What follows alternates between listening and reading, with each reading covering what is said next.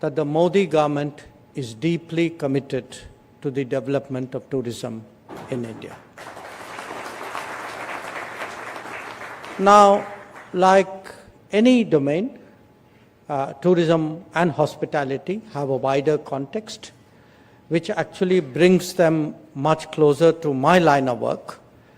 Sometimes, however, we don't always fully visualize the larger relevance of what we are doing to our national or even international objectives. So, what I would like to do today is to share with you some of my thoughts about how your world meets mine and what is the significance of that intersection. Now, you all know that my job is to engage the international community and advance India's interests. I think that is the shortest description I can give you. But I do want to say that even more than diplomacy, it is actually tourism that connects any nation to the world. Because not only does it shape an understanding of other countries for us, but it actually determines our own image in their eyes. Now, we in India are paying increasing attention to the value of this connect. And in fact, Prime Minister Modi has urged us to use the 3 T's, as he calls them, tourism, trade, and technology, as the benchmark for actually assessing our foreign relationships. Now, many of you would also be aware that Prime Minister Modi invariably interacts with the diaspora when he goes abroad. And I want to remind you that his constant message is to urge them to bring their friends along when they next visit India.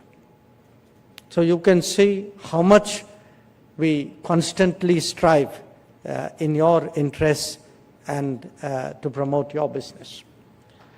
Now, in recent years, we have made sustained efforts to make our heritage and culture more visible to the world.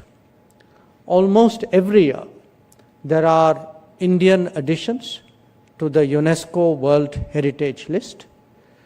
The most recent one was the Maratha military landscapes, and before that, the Moidams of Assam. But I want to remind you, in the last decade, this expanded list has included Shantiniketan, Hoysala Heritage, the Ramappa Temple, Dholavira, Jaipur City, Old Mumbai, Ahmedabad, Nalanda, Patan, the works of Le Corbusier, and the Kanchenjunga and the Greater Himalayan National Park. Now, you would all appreciate that the beauties of India are, of course, very much in the eyes of the beholder. And it's not just these sites, but I give you the intangible examples. The celebration of Navroz, of the performances of Gujarati Garba, Durga Puja, Kumbh Mela, yoga, and the Thateras utensil making craft from Punjab. All these have today been listed in the intangible cultural heritage as part of what India has to offer to the world, attractions which we are very confident will generate greater tourism interest in our country. Now, apart from that, there is so much that the creative world is actually able to harness from our civilization.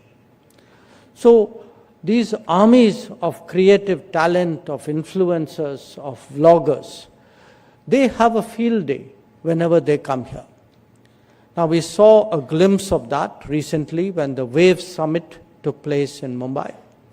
In fact, I would, as people from the tourism and hospitality industry, I would emphasize that social media itself has become today a very powerful force to promote tourism. And I know that you're all seeking to harness that energy to your advantage. Now, other than that, the wellness attractions of India, these have been continuously highlighted. In fact, the mainstreaming of Ayush traditional practices, the promotion of the International Day of Yoga, the launch of Mission Life, or even the popularization of millets, these have all contributed to the goal of promoting tourism and hospitality. Those coming to study in India, I want to emphasize, have also increased. And heal in India is today a mantra that is increasingly catching on in the world, indeed in our own country. And we see that reflected in the growing number of medical tourists to India. And of course, because finally I have to plug from my ministry as well, the practice of e-visas has made visiting India so much more pleasant an experience. So you can see the messaging of India to the world is clearly stronger, but it is paralleled by also making traveling in India much easier. This is evident, obviously, to all of us who move around at home very extensively, and perhaps even to those, perhaps I would say even more so to those coming from abroad who are coming after a bit of a gap to India. Just think about it. Our airports alone have doubled in the last decade. The railways have undergone a sea change, both in the reach and in the quality. Highways have again dramatically changed. The growth of the hospitality industry, of course, in this period is something that all of you know much better than I do. But it is also supported today by homestays, by ecotourism, by adventure destinations. And much of the change underway comes from a government willing to embrace fresh ideas and initiatives. And let me give you some examples. Udan, for example, has made air travel within India more affordable and accessible. Prashad has certainly rejuvenated pilgrimages and augmented spirituality. Where the MICE industry is concerned, we are now seriously on the world map. One visible trend is the enthusiasm of the younger generation to travel more extensively so that they get to know their country better. And again, as I said, we as a ministry are inculcating the same degree of curiosity in the younger generation of people of Indian origin abroad. Now, when I contemplate my own experiences, my personal experiences over the last few years, some of this change that I put before you, some of that really stands out in my own mind. Some years ago, we did the Pravasi Bhartiya Divas in Indore. This was in 2023. And what was different was actually that holding of that Divas, welcoming so many people to Indore, was actually significantly supported by homestays. The most recent Pravasi Bhartiya Divas that we did was in Bhubaneswar. And it actually allowed me to stay in an ecotourism venue, which is famous for the olive ridley turtles. I had the privilege of taking my fellow G20 ministers to participate in the Ganga Aarti in Kashi. And for that matter, taking the diplomatic corps to the Kaziranga National Park. Let me also share my own pleasant surprise. This was not that long ago. This is the 50th anniversary of the movie Sholay. Okay. So I actually went to the place which was Gabbar Singh's hideout. Okay. And guess what? I saw a resort there. I saw a resort there because today tourism has grown to a point where people actually try to relive the movies that, that for them are the definitive memories of their youth. So whether it is Bengaluru or Indore, which I spoke about, I've actually gone to, to food streets in these places, sample local delicacies, and seen today actually what a strong draw they have become for domestic and international tourists as well. And in fact, there is no better illustration of the changing trends of tourism in the country than the Statue of Unity in Gujarat. A state, I must tell you, I have the honor to represent in Parliament. The growth of tourism sites and infrastructure in Kevadia in the last few years is really something to behold. Equally noteworthy has been the growing interest and the ability of our people to explore other regions and states. And again, I give you an example. I have twice attended the Kashi Tamil Sangama, and I can testify firsthand today the enthusiasm and bonding that tourism within the country generates. So in that sense, what you do has not just an economic impact and some other aspects which I will talk about, but it actually promotes national integration, it promotes national awareness, it actually promotes a national spirit in this country, and for that I thank you all. Now, as I said, we naturally perceive tourism as an economic activity, which it is, but let us also recognize its contribution to evoking and strengthening cultural pride in the country. For those who host heritage and other, natural sites, the arrival of tourists is a regular reminder of the value of what they are living next to. As one of the oldest civilizations, such a sentiment, as I said, is key to our identity, it is key to our self-confidence. Amongst Indians, domestic tourism demonstrates the richness, the diversity, the interconnectedness of our culture and traditions. But for those from afar, it is often the experience of their lifetime.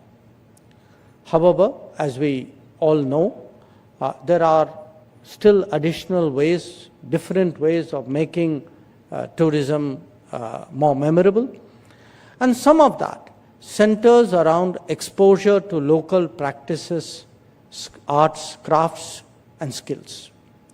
After all, as I pointed out, intangible heritage is as valuable as historical or natural sites. And that is why we have popularized the One District, One Product, what we call ODOP scheme, or supported the Vishwakarma initiative, which strengthens the traditional artisans and craftspersons of our country, and encouraged the revival of local customs and performing arts. Now, in an era of globalization and urbanization, traditions are often lost with time. But by nurturing them, we have actually made Indian tourism even more attractive. Perhaps the most impactful endeavor which we have done in recent times was actually the manner in which India conducted the G20 presidency. Prime Minister Modi was very determined that every state of India must be given an opportunity to showcase itself before the world. As part of a strategy, conferences, the G20 conferences and events, were therefore held close to heritage sites or, naturally beautiful landscapes, and delegates were afforded opportunity for maximum cultural immersion. Every state, I'm proud to state, every state rose to the occasion. They put their best foot forward. And many delegates from the world who I often meet in conferences, including G20 conferences, they tell me that, they saw places which were completely new to them. Many of them felt that their idea, their exposure to India was dramatically changed during that period. And what I can say, because bear in mind, these G20 delegates, people who came, were probably in a way the most powerful influencers of our times. The impressions that they have, the impressions that they took back from that period in India, I can tell you it will stand us in very good stead. So it is for this reason that we say G20 connected India to the world, and equally the world to India.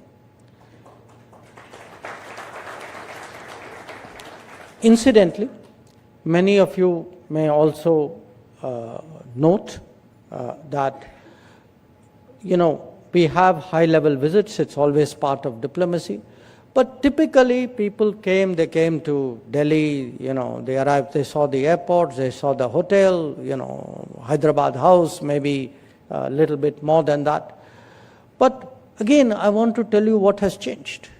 Because look now at the number of foreign leaders who go outside Delhi, who are often actually, their meetings with Prime Minister Modi are actually held in a city other than Delhi.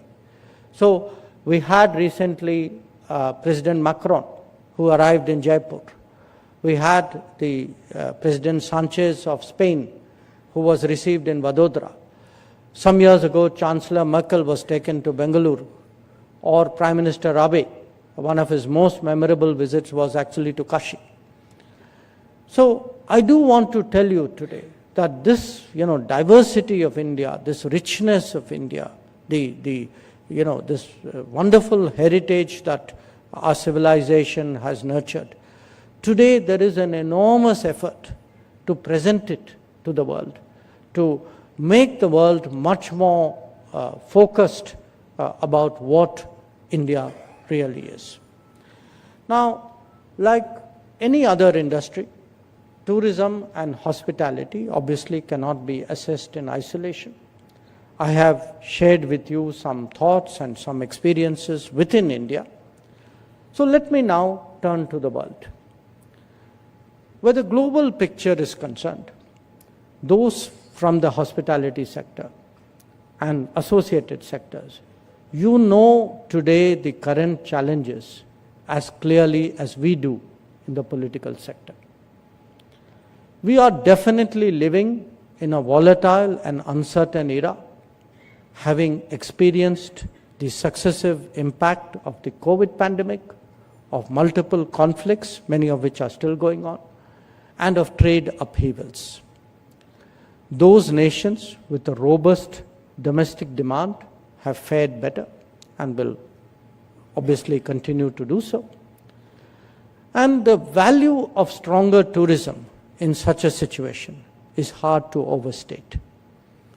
After all, it has so many dimensions, including infrastructure development, entrepreneurship, creativity, skills enhancement, or job generation.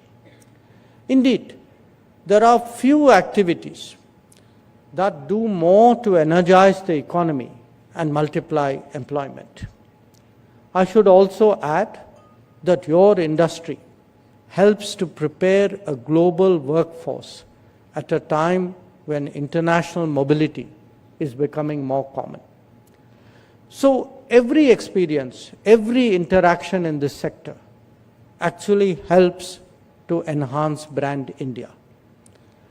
By doing so, you make a contribution to the promotion of cultural respect, which is so essential in international relations. And the current times, therefore, certainly warrant greater attention to tourism and hospitality, whether it is for economic reasons, for cultural bonds, or for branding. The holding of this gathering sends a very strong message in that regard.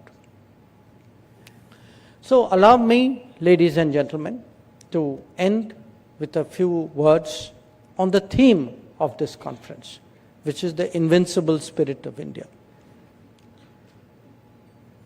We are a civilizational state, a society that has withstood the test of time and nurtured its culture, traditions, and heritage. Our real strengths have been our people and their self-belief. We have overcome adversities and we have addressed multiple challenges in the journey towards progress and prosperity. We have so much to be proud of and so much to share with the world.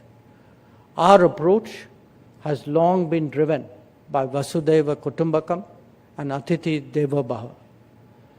While we will always benefit by such openness, it is essential in times of unpredictability to stand firmly on our own feet. Atmanirbharta is, of course, the mindset to deal with global turbulence. But it is also the basis to strengthen our self-confidence, to increase our resilience, and to lay the foundation for Viksit Bharat. The tourism and hospitality industry makes a crucial contribution to these goals, and I applaud the commitment that all of you display to nation building and economic progress. So I thank you again for inviting me, and I wish you all the best in your businesses and in the many contributions that you all make. Thank you very much. Namaskar.